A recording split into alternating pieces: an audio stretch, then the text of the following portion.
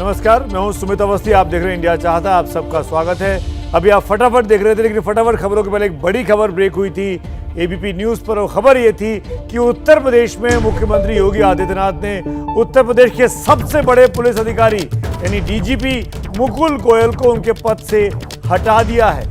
तुरंत ये फैसला लागू हुआ है।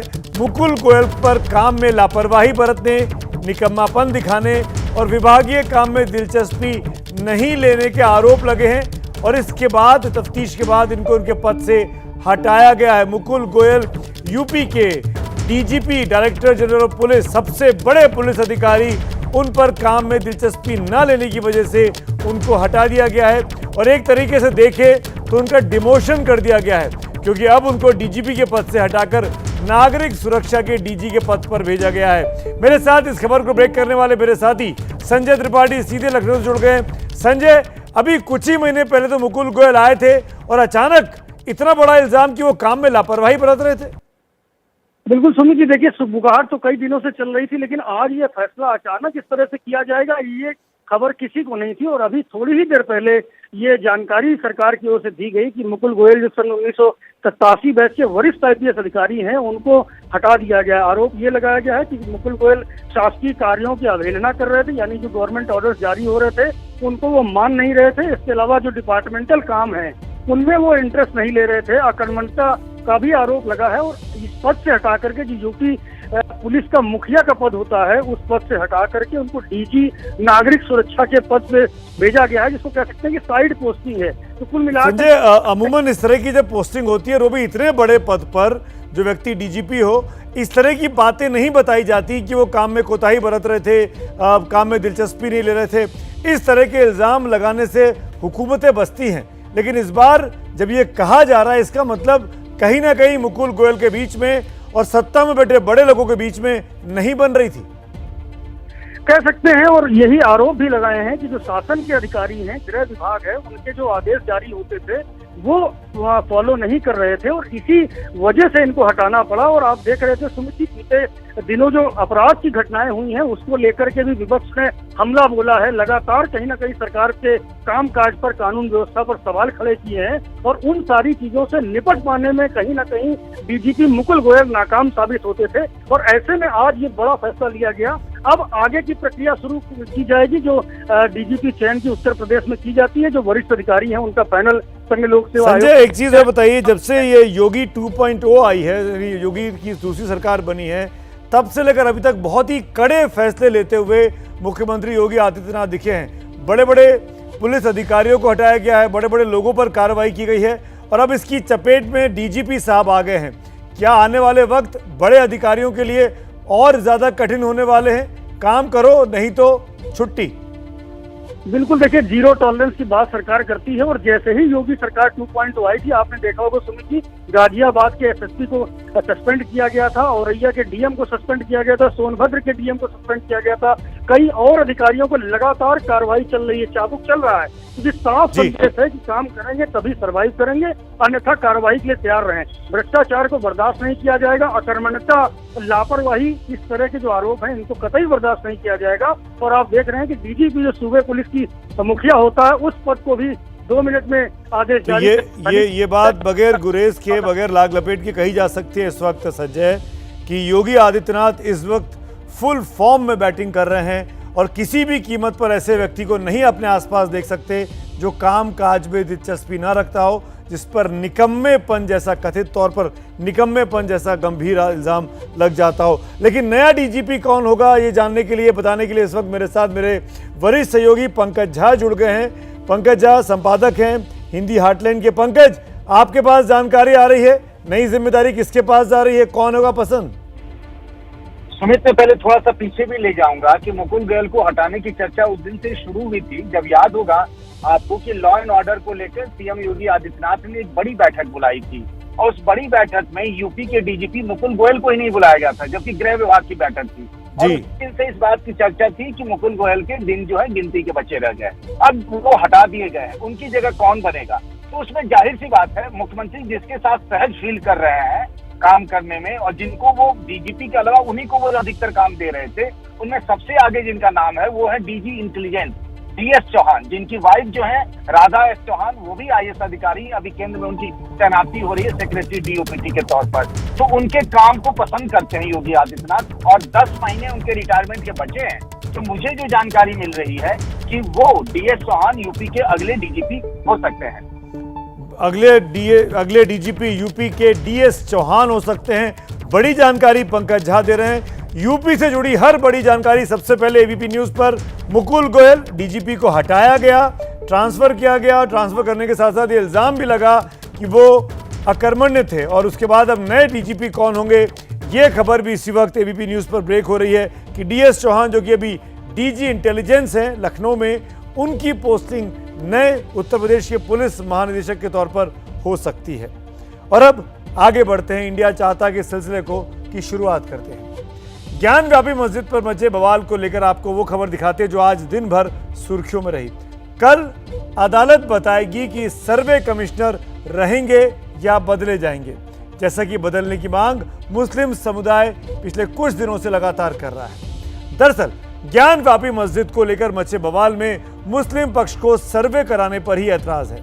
हमारा आज का सवाल इसी मुद्दे से आज जुड़ा हुआ है, जिसपे हम आपके सामने रखते हैं, जो कि ट्विटर पोल पर चल रहा है हमारा, कि ज्ञान व्यापी मस्जिद जो कि काशी में है, ज्ञान व्यापी मस्जिद के सर्वे पर मुस्लिम पक्ष को ऐतराज क्यों है। ऑप्शन ए है मंदिर की निशानी पाई जाएगी, इस बात से वो डरते हैं। ऑप्शन बी है सामाजिक सौहार्द बिगड़ सकता है समाज में, इस बात का अंदेशा है। और तीसरा ऑप्शन है कि मस्जिद के कामकाज में दखलंदाजी हो जाएगी, इस वजह से मुस्लिम समाज नाराज है। क्या ऑप्शन आपको ठीक लगता है, ए, बी या सी? इस जवाब को अपने एबीपी न्यूज़ के ट्विटर हैंडल पर जाकर आप दे सकते हैं और कार्यक्रम के आखिर में नतीजे भी आपको ज़रूर दिखाएंगे। सवाल एक बार फिर दोहराता हूँ, आज ऑप्शन ए और बी यानी हाँ या ना में नहीं है, आज ऑप्शन ए, बी और सी है आपके सामने। और सवाल आज का ये है कि ज्ञान व्यापी मस्जिद के सर्वे पर मुस्लिम पक्ष को ऐतराज क्यों है। जवाब ज़रूर भेजिए, कार्यक्रम के आखिर में नतीजे देखिए। पहले आप देखिए कि ज्ञान व्यापी मस्जिद का सच क्या है। क्या वो शुरू से मस्जिद रही है या फिर मंदिर को तोड़कर इस मस्जिद को बनाया गया है, जैसा कि हिंदू पक्ष का दावा है। इस मामले में एबीपी न्यूज़ को सर्वे की, यानी जो सर्वे इस वक्त चल रहा है उसकी वीडियोग्राफी करने वाले जो फोटोग्राफर है, कैमरामैन है, उन शख्स से जो जानकारी मिली है उससे बहुत कुछ खुलासा होता है।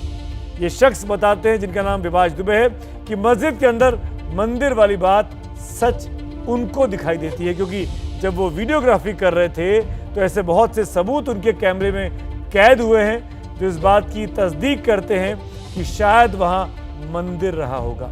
मेरे सहयोगी रणवीर की वाराणसी से ये बेहद एक्सक्लूसिव रिपोर्ट।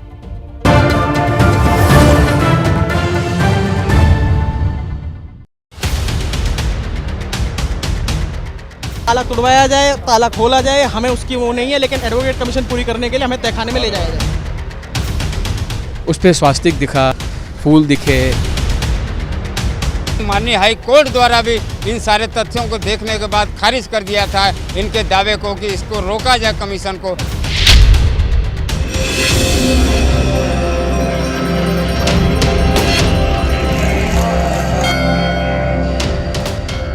भगवान शिव की जटाजूट से निकली गंगा और गंगा के किनारे द्वादश लिंगों में से एक काशी विश्वनाथ। इस मंदिर की आभा, भव्यता और श्रद्धा के समानांतर विवाद चल रहा है ज्ञानवापी मस्जिद का।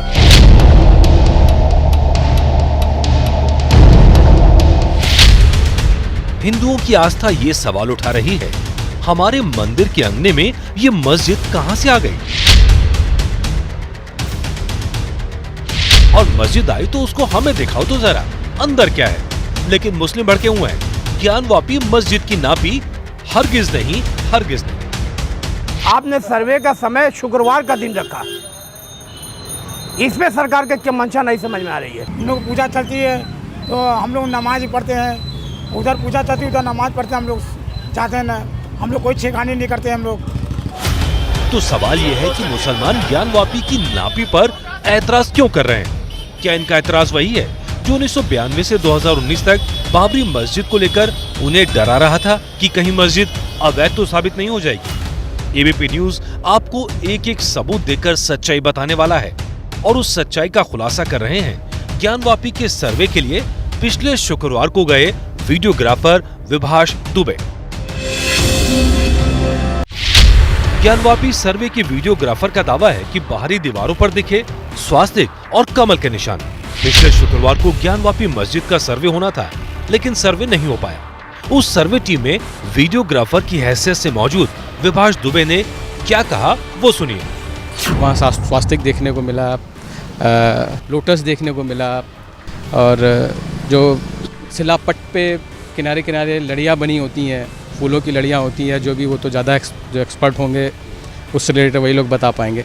मतलब वो ऐसी कलाकृतियाँ दिख रही थी जो समझ में आ रहा था कि हिंदू धर्म से रिलेटेड है। अब मस्जिद बना मंदिर के दूसरे पहलू को देखिए।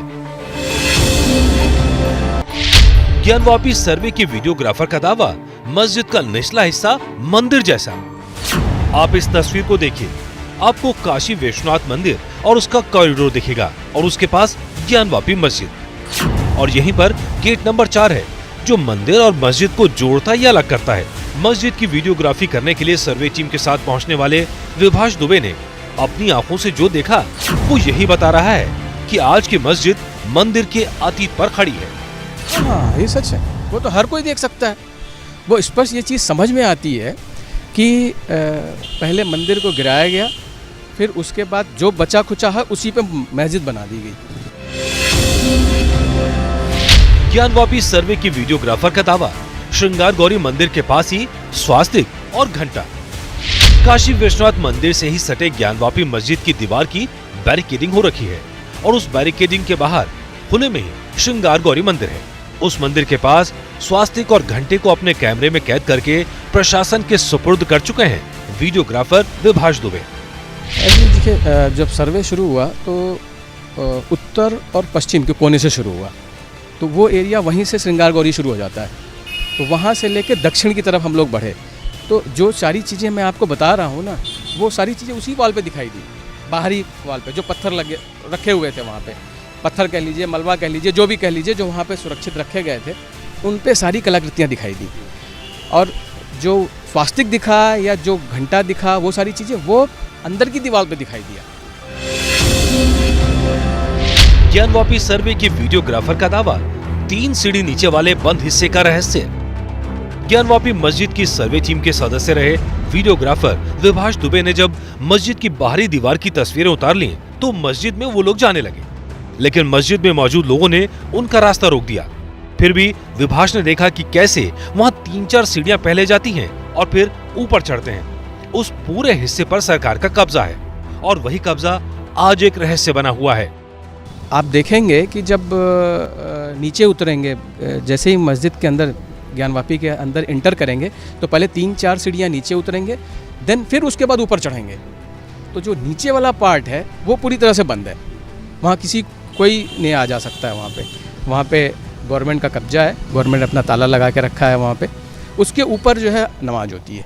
हिंदू पक्ष दावा करते हैं कि ज्ञानवापी मस्जिद के ढांचे के नीचे एक 100 फीट ऊंचा शिवलिंग है। साल 1664 में औरंगजेब ने काशी विश्वनाथ मंदिर को तोड़कर उसके एक हिस्से में एक मस्जिद का निर्माण कराया और मंदिर के दूसरे हिस्से को नाम ज्ञानवापी मस्जिद का दिया गया। इसके बाद साल 1669 में औरंगजेब के आदेश पर मंदिर को पूरी तरीके से तोड़ दिया गया। मामला अदालत में है कि इस मस्जिद का सर्वे हो तो कैसे हो, लेकिन पब्लिक के बीच ये मामला सवाल बनकर घूम रहा है कि ज्ञानवापी मस्जिद है या मंदिर। वाराणसी से रणबीर की रिपोर्ट।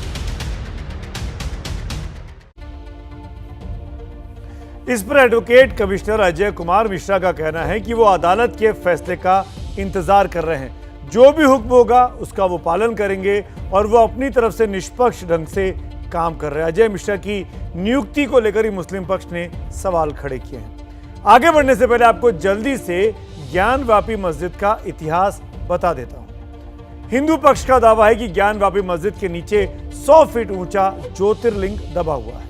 उनका दावा है कि 2050 साल पहले महाराजा विक्रमादित्य ने काशी विश्वनाथ मंदिर का निर्माण करवाया था, लेकिन 1664 में औरंगजेब ने मंदिर तोड़कर अवशेषों से मंदिर की जमीन के एक हिस्से पर ज्ञानवापी मस्जिद बनवा दी थी। उनका यह भी कहना है कि 1669 में औरंगजेब के आदेश पर मंदिर को पूरी तरीके से तोड़ दिया गया था। इसके बाद कई विवाद हुए, दंगे हुए, कोर्ट कचहरी का चक्कर लगा और 18 अगस्त 2021 को 5 महिलाओं ने मां श्रृंगार गौरी मंदिर पर याचिका दी कि उसके लिए सर्वे हो ताकि वो उस मंदिर में पूजा अर्चना कर सके। इसके बाद से विवाद गर्मा गया है और अभी जो सर्वे हो रहा है उसका मात्र लक्ष्य ये जानना है कि क्या श्रृंगार मंदिर गौरी वहां पे मंदिर है और क्या उसके बाद वहां पर पूजा, रेगुलर पूजा करने की इजाजत इन 5 याचिकाकर्ताओं को मिलनी चाहिए या नहीं मिलनी चाहिए। अब मस्जिद के अंदर मंदिर के दावे वाले सवाल पर सिर्फ एक जगह तक सिमटा हुआ नहीं है। ज्ञानवापी का मुद्दा सुलझा हुआ है कि मथुरा में ईदगाह मस्जिद के खिलाफ भी मोर्चा खुल गया है। वहां पर हिंदू पक्ष का कहना है कि ईदगाह मस्जिद कंस के उस जेल को तोड़कर बनी है जिसमें भगवान श्री कृष्ण का जन्म हुआ था। अब उसके सर्वे का मामला भी कोर्ट में आ गया है। यानी आपको याद हो, अयोध्या में भी जब शुरुआत हुई थी इस पूरे मंदिर बनाने को लेकर तो बातचीत सबसे पहले कोर्ट में गई, कोर्ट से सर्वे हुआ और उस सर्वे का नतीजा ये निकला कि आज राम मंदिर का निर्माण अयोध्या में चल रहा है। उसी तर्ज पर चीजें पहले काशी में आगे बढ़ी ज्ञानवापी मस्जिद को लेकर और अब मथुरा की इस ईदगाह मस्जिद पर। देखिए ये खास रिपोर्ट।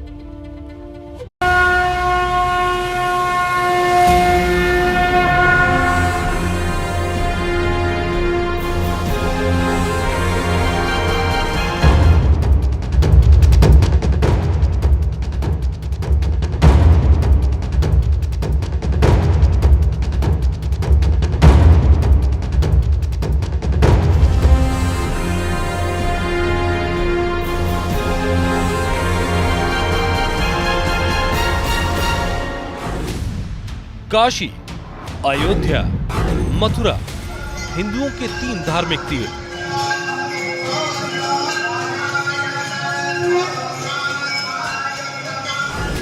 इनमें काशी है जहां बाबा विश्वनाथ का मंदिर है और विवाद ज्ञानवापी मस्जिद को लेकर है। वो विवाद इतना बड़ा कि बीजेपी के एक नेता ने तो अयोध्या वाली धमकी दे डाली। तो देखेंगे वहाँ तो स्वास्तिक बना हुआ है, वहाँ तो भगवान की मूर्ति लगी हुई है। आप जानते हैं कि जब बाहर लोगों को ये पता लगेगा तो क्या होगा, आप भी जानते हैं। जो 92 में हुआ वो 22 में होगा। ज्ञानवापी विवाद के पीछे एक विवाद वाराणसी से 700 किलोमीटर दूर मथुरा में भगवान श्री कृष्ण की जन्मभूमि पर भी पसरा हुआ है। ज्ञानवापी की तर्ज पर मथुरा में ईदगाह मस्जिद के सर्वे और वीडियोग्राफी की मांग तेज कर दी गई है। हिंदू पक्ष का दावा है कि ईदगाह मस्जिद उसी जगह पर बनी है जिस जगह कंस की जेल थी, जिसमें भगवान कृष्ण का जन्म हुआ था। और ऐसा कहने के पीछे हिंदू पक्ष के अपने तर्क हैं। तो अब इसी को लेकर के हमने कोर्ट में केस डाला कि भाई इनका जो मस्जिद है, ईदगाह मस्जिद है, ईदगाह मस्जिद का यहाँ क्या काम है। मंदिर अनेकों हो सकते हैं, मस्जिदें अनेकों हो सकती हैं, लेकिन भगवान के गर्भगृह तो एक ही है ना। तो हमने ये कहा था कि भाई हमारा गर्भगृह यहाँ है भगवान का, तो आप लोगों को क्या दिक्कत है, आप तो बाहर दूसरी मस्जिद में ही पूजा कर सकते हैं। कि हम लोग जब जाते हैं तो हम उस जगह तक नहीं पहुँच पाते हैं, वहाँ तक हमें जाने नहीं दिया जाता। जिस तरीके से हम वहाँ पर जाकर देख आए, वहाँ पर कमल के फूल बने हुए हैं, गदा बनी हुई है और जो हिंदुओं के चिन्ह हैं वो बने हुए हैं, हिंदू मंदिरों में चिन्ह बने रहते वो बने हुए हैं।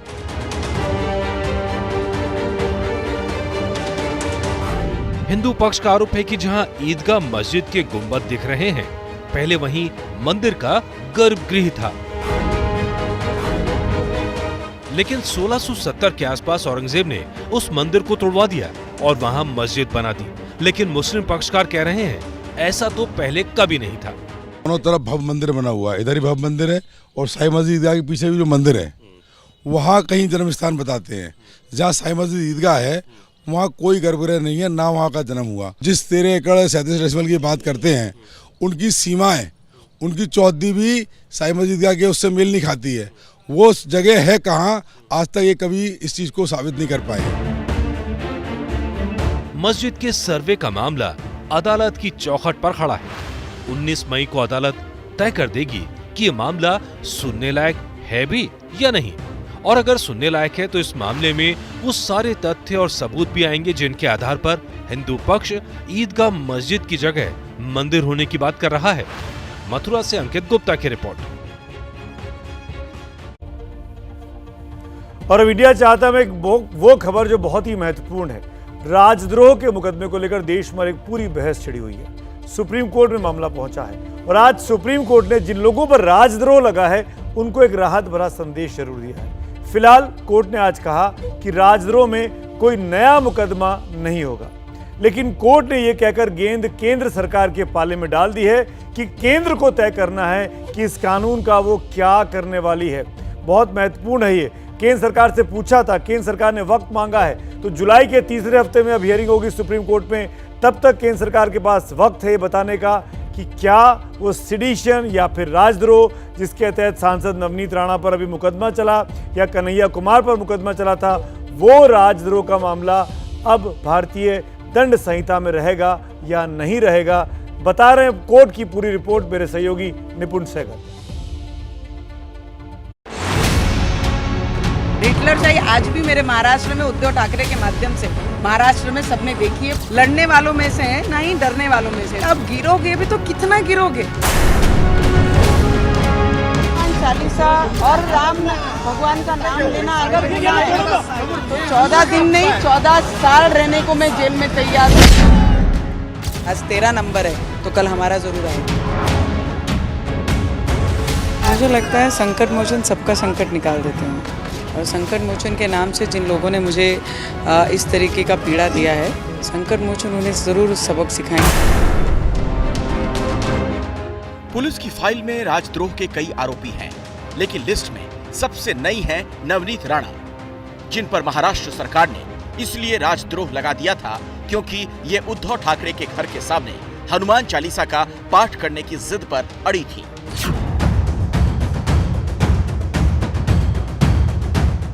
सवाल तब जोर शोर से उठा कि राजद्रोह कानून क्या कोई पोस्टर है जिसे उठाया और किसी पर भी चिपका दिया। 10 याचिकाओं की शक्ल में मामला सुप्रीम कोर्ट पहुंचा। लंबी बहस के बाद आज सुप्रीम कोर्ट ने कह दिया, बस बहुत हुआ, अब किसी पर राजद्रोह का केस ना ही लगेगा और ना ही चलेगा। सुप्रीम कोर्ट ने कहा है फिलहाल के लिए राजद्रोह कानून को निष्प्रभावी बनाए रखना ही सही होगा। उम्मीद करते हैं कि केंद्र और राज्य सरकारें राजद्रोह के तहत मुकदमा दर्ज नहीं करेंगी। जो राजद्रोह के केस में जेल में बंद हैं, वो निचली अदालत में जमानत याचिका दे सकते हैं। लंबित मुकदमों की कार्रवाई फिलहाल पूरी तरह रोक दी जाए।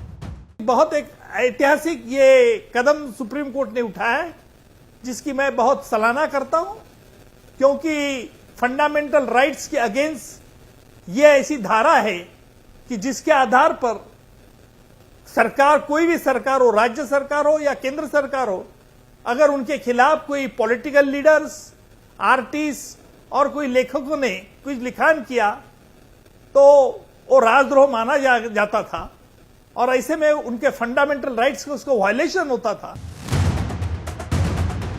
कोर्ट ने कानून को निरस्त नहीं किया, लेकिन गेंद केंद्र सरकार के पाले में ये कहते हुए डाल दी कि वो जल्द से जल्द कानून की समीक्षा करे। अदालत के इस आदेश के बाद कांग्रेस का जोश हाई है, क्योंकि 2019 के आम चुनाव के लिए जारी मैनिफेस्टो में कांग्रेस ने आईपीसी की धारा 124A यानी राजद्रोह को हटाने का वादा किया था। तब बीजेपी ने इस मुद्दे को खूब भुनाया था और चुनावी मंचों से आरोप लगाए थे कि कांग्रेस राजद्रोहियों के साथ है। इंडियन पीनल कोड से सेक्शन 124 कैपिटल ए सेडिशन हटा दिया जाएगा। देशद्रोह करना अब अपराध नहीं होगा। जो पार्टी इस तरह का घोषणा करती है वो इस देश के एक भी वोट की हकदार नहीं। केंद्र सरकार आज भी राजद्रोह कानून के पक्ष में खड़ी थी, लेकिन उसने इतना जरूर कहा था कि वो राज्यों को दिशा निर्देश जारी करेगी कि राजद्रोह कानून के तहत नए मुकदमे एसपी रैंक के अधिकारी की सहमति के बाद ही दर्ज किए जाएं। हालांकि सुप्रीम कोर्ट ने ये दलील ठुकरा दी और कानून पर तत्काल प्रभाव से रोक लगा दी। तो उस पे बोलने का अधिकार 2019 लोकसभा चुनाव के बाद राजद्रोह का मुद्दा गुम हो गया था, लेकिन 3 साल बाद समय का चक्र घूमा और विवाद आज फिर से राजनीतिक मुहाने पर खड़ा है। फर्क बस इतना है कि आदेश अदालत का है, इसीलिए बीजेपी बैकफुट पर है और कांग्रेस फ्रंट फुट पर।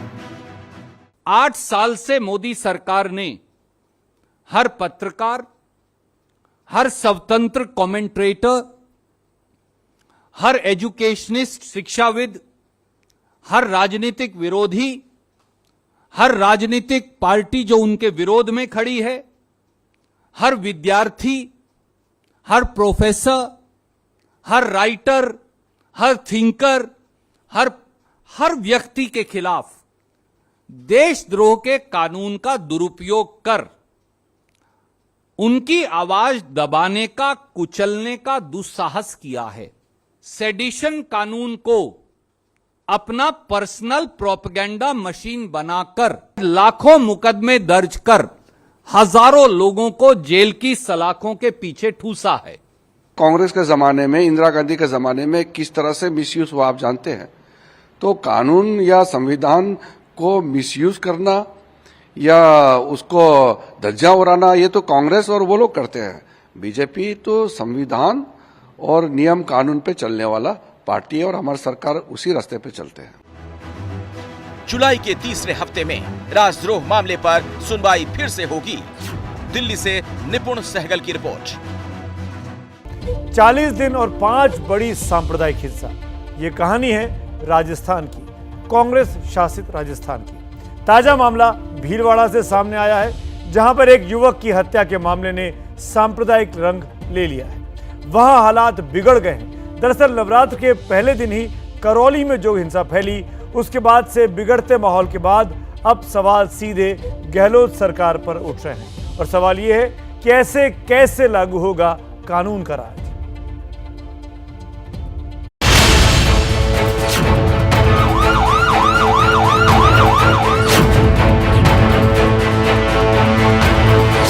भीलवाड़ा में एक युवक की हत्या हुई और शहर तनाव और आक्रोश की भट्टी में खदबदाने लगा।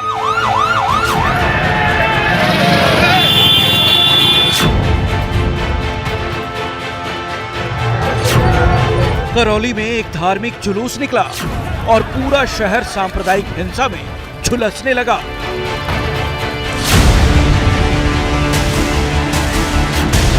अलवर में एक मंदिर पर बुलडोजर चल गया और शहर हिंसा हो गया।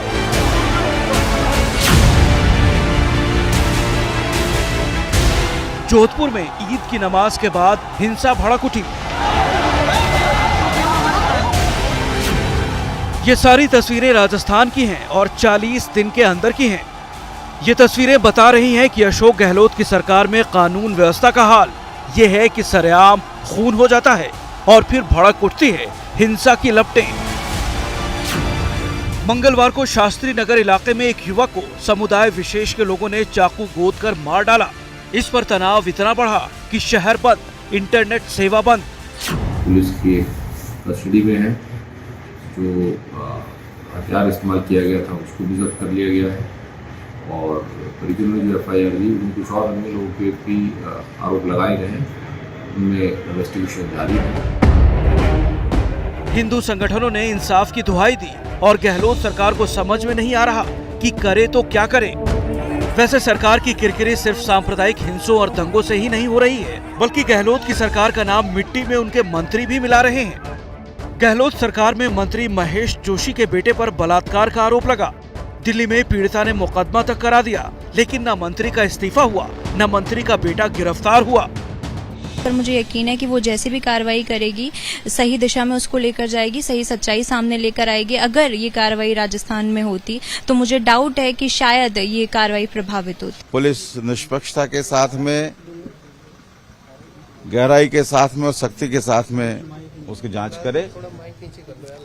ये प्रकरण हो चाहे कोई और प्रकरण हो, मैं हमेशा न्याय और सच्चाई के साथ रहूंगा।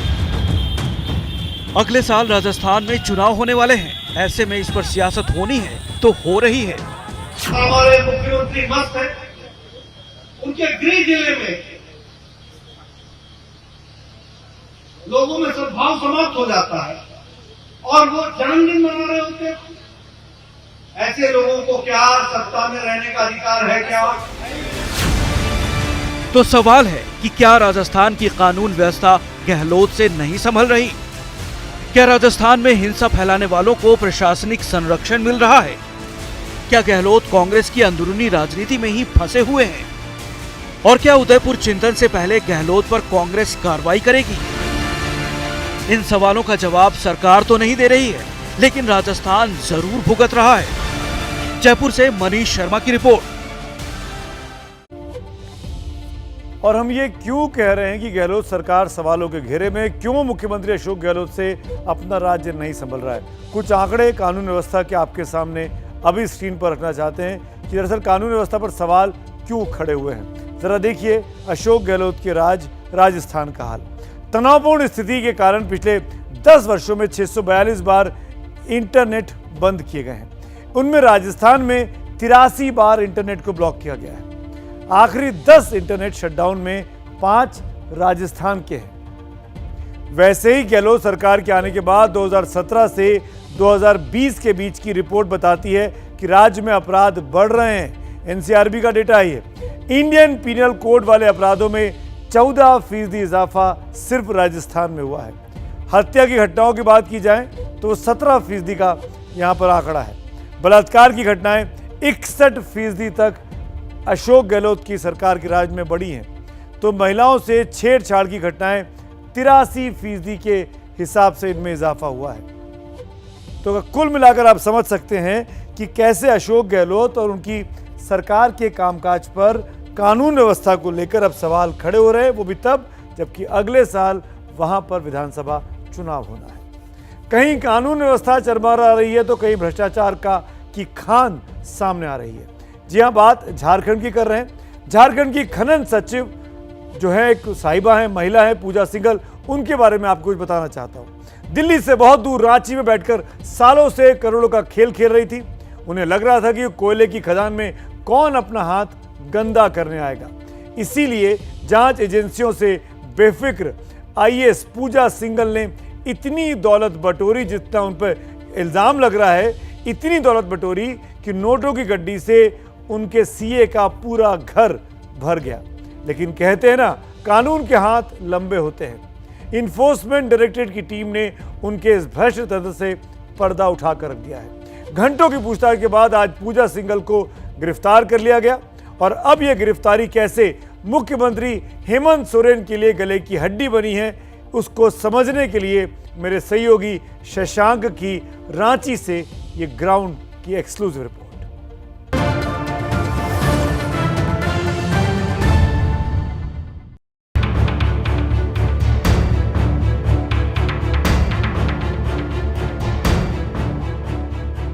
गरीबों का हक मार के भ्रष्टाचार की दौलत जुटाने वाली आईएएस अधिकारी पूजा सिंघल को आज ईडी ने गिरफ्तार कर लिया। 18 करोड़ रुपए के मनरेगा घोटाले में उनकी गिरफ्तारी हुई है। पूजा की सुबह ईडी के भारी भरकम सवालों से हुई थी। दोपहर से ही साया गिरफ्तारी का मंडरा रहा था और शाम होते होते कैश कांड ने कारागार पहुंचा दिया। बड़े बुजुर्ग कह गए हैं कि बुरे कर्म का बुरा नतीजा, और वही हुआ।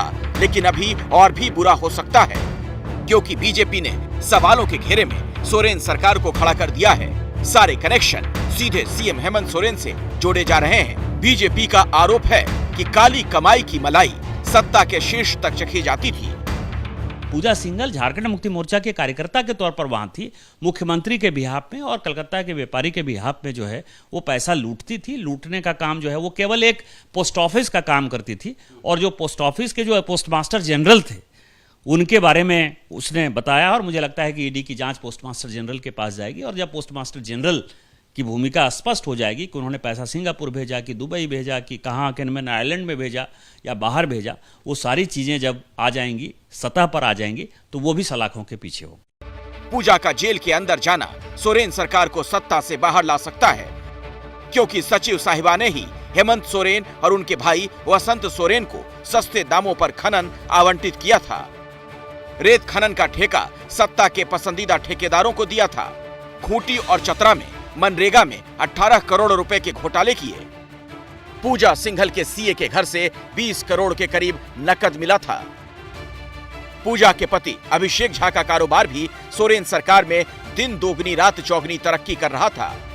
आरोप यह है कि मियां बीवी करोड़ों में खेल ही नहीं रहे थे, गोता लगा रहे थे।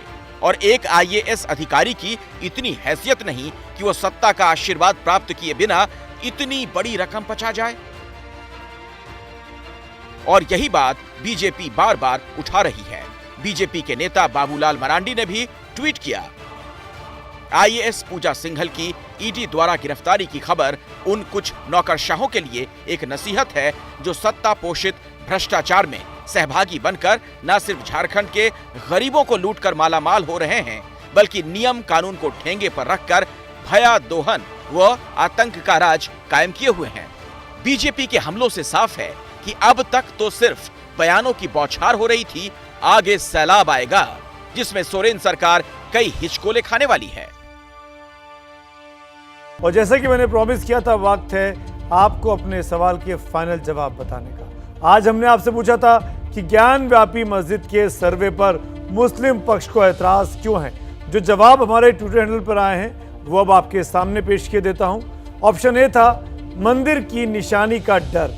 यही बात 75% वोटों के साथ सबसे ज्यादा दर्शकों को समझ में आई है। ऑप्शन बी था सामाजिक तनाव, 13% लोग, और मस्जिद में दखलंदाजी की बात 12% लोग मानते हैं। ज्यादातर को लगता है मुस्लिम पक्ष को इसलिए ऐतराज है कि अगर सर्वे हुआ तो मंदिर की निशानियां सामने आ जाएंगी। इसी बात का उनको डर है, इसीलिए वो सर्वे को अवॉइड करना चाहते हैं। तो इंडिया चाहता है मैं आज के लिए बस इतना ही। ब्रेक के बाद जरूर देखिए मास्टर स्ट्रोक रूबिका लियाकत के साथ। Good night.